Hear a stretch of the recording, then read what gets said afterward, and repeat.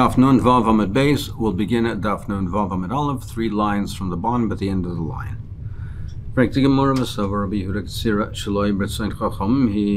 We learned previously that according to Rabbi Yehuda, he said that all of the 6 things that Anshe Yericho did were Shaloi B'Ratzon Chachamim. It was against their will, but 3 they were Meicha, and 3 they were not Meicha.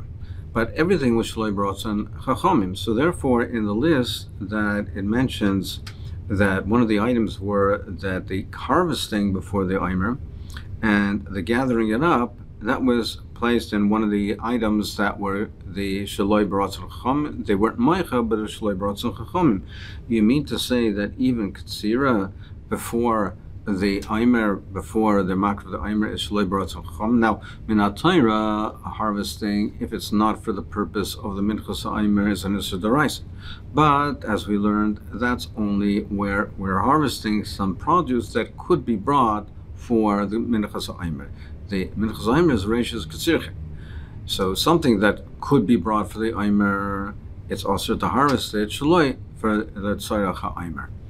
However, the Yericha was in the valley, and the produce over there, the barley over there, was inferior quality.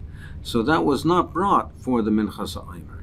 Therefore, Midaraisa, there is no Isser Ketzira on that type of grain.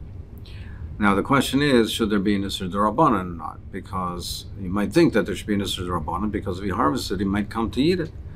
So initially we were saying that the Ketzira was also Shaloi B'Ratzon Chachamim. So not only the Goychim, not only the gathering it up and piling it up, but also the Ksira. But frankly, more is that so? The Sover of Yudah Ksira Shaloi B'Ratzon Chachamim Vatanan. We learned in the Mishnah on Shericha Kaitzim Lifnei Eimer B'Rtzayin Chachamim. It was according to their wishes. The Goychim Lifnei Eimer Shaloi B'Rtzayin Chachamim. But they stack it Shaloi B'Ratzon Chachamim, but nevertheless the Chachamim were not Meicha. So Godshim, you have the problem that if you allow them to stack it, they might come to eat it. So the Rabbanan Asr, but they weren't Meicha with Anshe Yericha. But harvesting, cutting over there, then we say it was B'Rtzayin Chachamim, because there's no Issur D'Oraisa. Now, people are not accustomed to eating the new grain right away. They normally have to wait till the Makr of the Eimer. They weren't geyser in this case because therefore it wasn't so compelling that they would have to be geyser, because it's in a category of something that bedilimine. It's not like a chometz that a person eats it the whole year round, and an Erev Pesach he's not accustomed to separate himself from it. And if he doesn't harvest on time, there could be a hefset. It could be a loss, a hefset meruba. So therefore, the Chachamim were not geyser on Ketzira. They were geyser on Godshim because there's no hefset. But on Ketzira, they were not geyser. So we see over here that the Ketzira was B'Rtzayin Chachamim. And Mansham Alei de Omar, who's the one that we heard that learned Micha V'Loi Micha, that on 6 things there was all Shaloi B'Ratzon, but 3 they were Meicha and not Meicha. That's Rabbi Yehuda. And nevertheless, Uketane Kaitzim B'Rtzayin Chachamim. So over here, and the Tan over here must be Rabbi Yehuda, because he said that the Goychim L'fnei Eimer Shaloi B'Rtzayin Chachamim, and that it says V'loi Micha B'Yonam Chachamim, and they were not Meicha. So therefore, the Tana must be Rabbi Yehuda, because he's the one that learned that the difference between the first category of 3 and the second is where Michu or Loi Michu, whether they objected or not. And it says it must be therefore Rabbi Yehuda man shamal lamar mich v'loi micha Rabbi Yehuda ktane kaitzer B'Rtzayin Chachamim, and it says the Ksir is B'Rtzayin Chachamim. According to you, then it doesn't really stem. It doesn't work out, because there's 4 cases over here. It says we learned that there's 6 cases in total, 3 that were Meicha and 3 that weren't Meicha. But if you're going to learn that Ksira is one of these cases over here, then you actually have 4 that was Shaloi B'Rtzayin Chachamim V'Loi Micha. So, and that in any event you have this difficulty. Elasami Mikan Ksira. Rather, you must say that Ksira became inadvertently included into the list, and Ksira is not part of the list. and it's Goitchim and not Kaitzim. Kaitzim is B'Tzayin Chachamim, and Goitchim is Shaloi B'Tzayin Chachamim V'Loim B'Yachom. Another one of the cases, Vanshe Yericho's Matir and Gamzil Shal Hektish, Shal Chor Shal Shekma. They would allow the cutting off the branches of the hektish from the chorov tree and the shikma tree and use it for personal use, even though it belonged to hektish, even though hektish owned it. So what was their svara? Why? How can it be mutter? Why wasn't there me'ila? Omru, they said, Dirshu el. He said that their forefathers, they were makdish the trees, and it belongs to hektish, but they only makdish the trunks. And therefore we can use the branches of these trees, and there's no isra of me'ila over here. What's this for? The machlekes between them and the chame is by ubigidulam aboim lachem mikanaskina, by the growth that grows after the hektish. So the Avisainu, the forefathers, were makdish the trunks, and now these branches grew after the fact. So is there me'ila in such a case, on these branches? And the Anshe Yericha held like those who say there's no me'ila b'gidulin. On what grows after, what grows subsequently, there's no me'ila. So according to Taisus and the Rashbam and Babas, the way Rav Elchanan explains it is that me'ila is only through something that you have through Kedushas Apeh. If somebody is makdish something, so he's makdish something better bias. For instance, he's makdish some money for bag of hektish bias, and someone comes and uses for personal use, he's over me'ila. But something that didn't come through Kedushas Apeh, now the way they learn is, even though hektish is the owner of it, because if they own a tree, they own whatever grows from the tree. Just like if a person owns a tree, he doesn't have to make a kinyan on the fruit that grows, the branches that grow. It's part of what he owns. So therefore, the way he explains it is, even though hektish owns the branches that subsequently grow, but there's no din me'ila. If you hold ein me'ila b'gidulin, you hold there's no me'ila because it did not come through a kedushas peh. It came just as an outgrowth of something else that had a kedushas peh. If you hold yesh me'ila is, since it grew from something that had a kedushas peh, then it also has me'ila. But they held like the man damar ein me'ila b'gidulin, and therefore they held there's no me'ila. Therefore they can use the branches.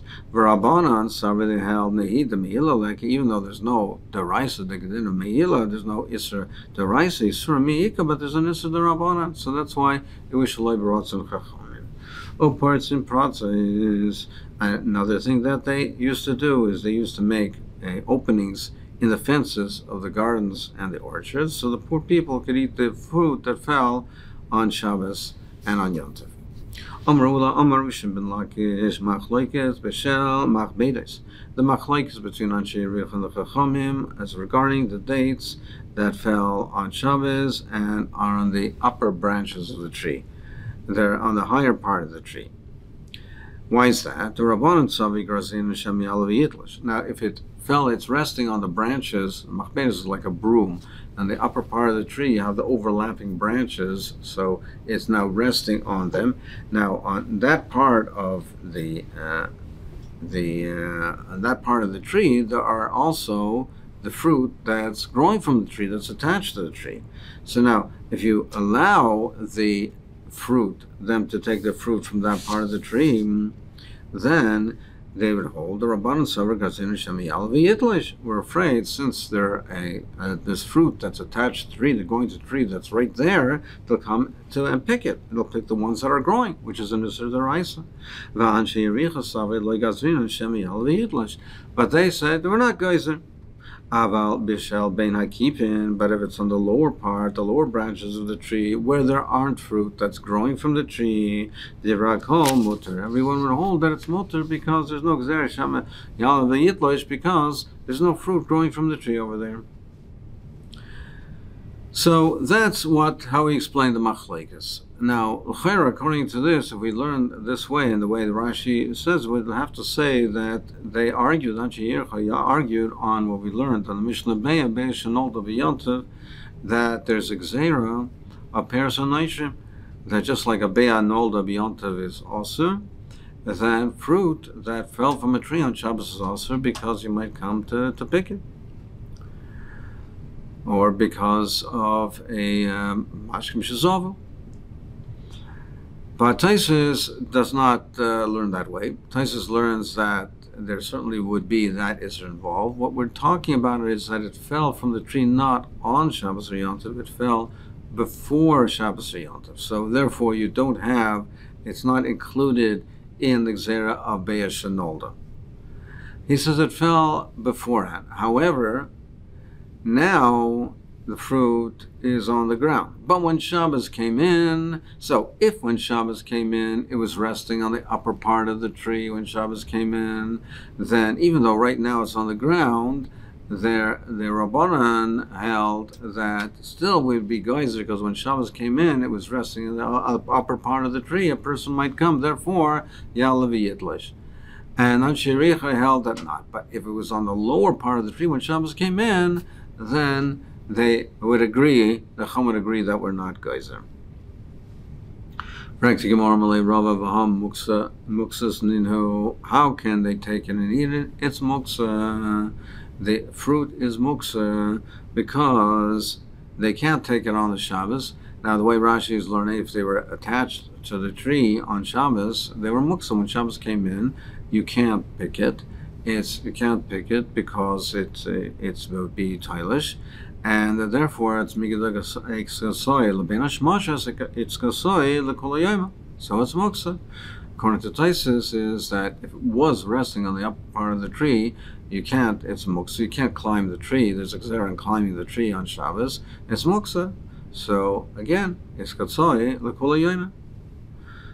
So, for example, maybe you'll say it's not muksa because a person can feed it to his birds. Wealthy people used to raise birds, arvim, ravens, and he can bring it up to the higher part of the tree and they can eat it. So therefore it's not muksa because it's roy for his pets. So Gemara says, well, it still should be muksa. Something which is mukhan la'adam. So if you have an animal that a person could shecht it and eat the meat, it's mukhan la'adam. But if it died on Shabbos and now the only use for it is to feed it to his dogs, we say it's muksa. It's lo yav mukhan l'klom, because when Shabbos came in, it was not oimid. Its designated use was not for dogs; it was for human consumption. Now, Taisus asks a kasha, what do you mean it's for human consumption?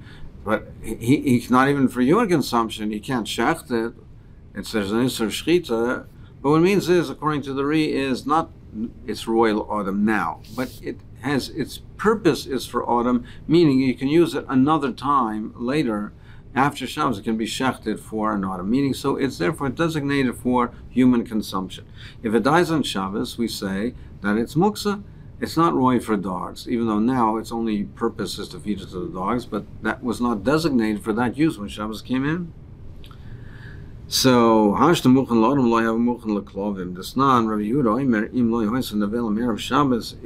animal wasn't a nevel of Erev Shabbos, meaning if it was roy for an autumn when Shabbos came in, if it was an available before when Shabbos came in, then it was designated for a dog already when Shabbos came in. But if it wasn't, then im loyhois an available of Shabbos asura levishanim in a mucha. So you see that even muchan la'adam is not muchan la'klavim, muchan la'arvim, having muchan la'adam. Are you going to say that just these dates, just because they're muchan for the ravens, are muchan la'adam?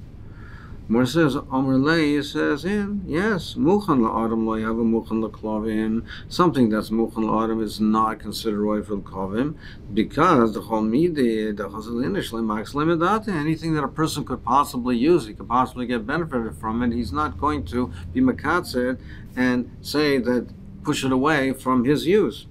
It's something that he could possibly get a use from it, he's not going to designate that for something else. So therefore, it's not roy for klovin. But muchan la'arvim have a muchan la'adam. But something that is muchan for ravens is considered muchan la'adam, because kol midi the chazlanitchen daite lavei. Because even though currently it's only used for ravens, but something that potentially could be used for a person, then he has his mind on it. it's something that something he personally could use. He has his mind on it, and he doesn't set it aside. It's not mekatzer das, so it's not muksa.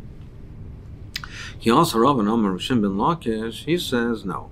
He interprets the machlekes between the chomim and Anshe Yericha differently. He says machlekes b'shel ben kiver. The machlekes is only what's on the lower area. Only that's the machlekes. That's where Anshe Yericha are matter. The Rabbanan Sava muchan la'orvim lo yahava muchan la'odam.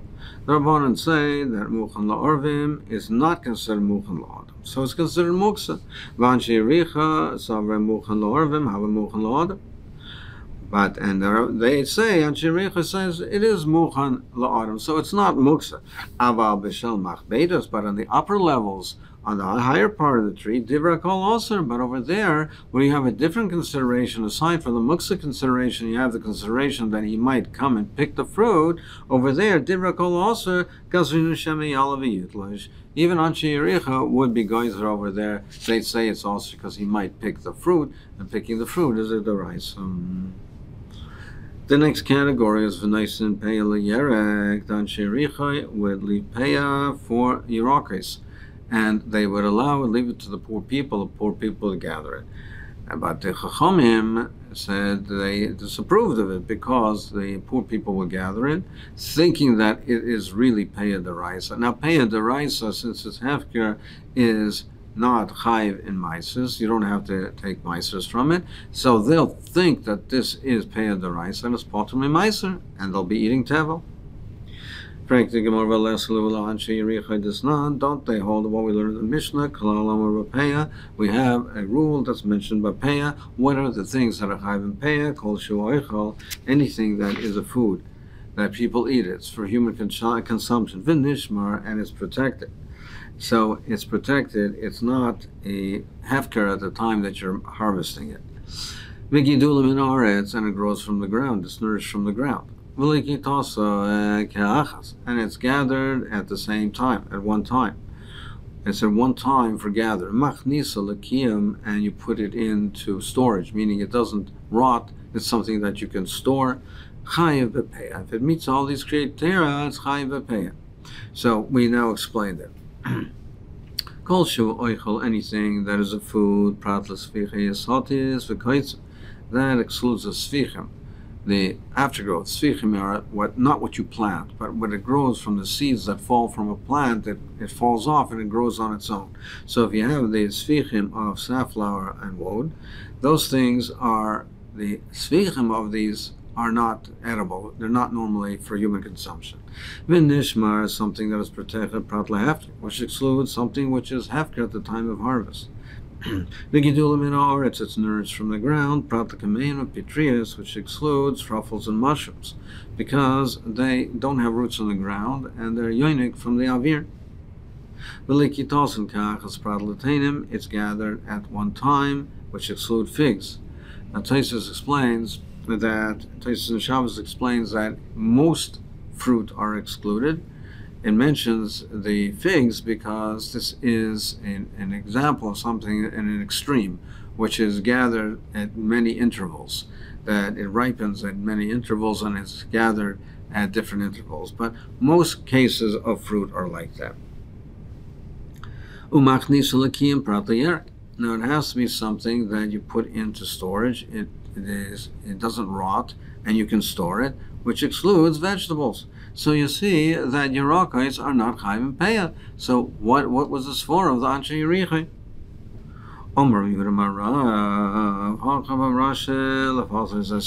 We're talking about the leaves of turnips. We're talking about this type of a case. Now the turnips themselves are machnis l'kiyam. Now sometimes when they preserve the turnips, then they pickle them, they preserve them with the leaves. So therefore, on their own, the leaves were not machnis and l'kiyam. They're not stored, but they're preserved and they're stored to be pickled together with the bulbs. So it's machnis l'kiyam al yidei avarach kamiflagei. Marsav machnis l'kiyam al yidei avacher shmeikim. The people of Yericha hold that since it's brought together, it's machnis l'kiyam. together with a other item, together with the turnips themselves, that's sufficient to be considered machnisa l'kiyum, and therefore there is a chiyuv of payah. So therefore they left it to the aniyim, and they held there's no problem if the aniyim think that it really is payah, because it is. Omar Savar loish mekiyum, but the Chum hold that's not considered machnisa l'kiyum. It's not on its own, and therefore it's not chayiv b'payah, and therefore there is a chiyuv ma'asers, and therefore they disapproved of the minhag of Anshe Richa.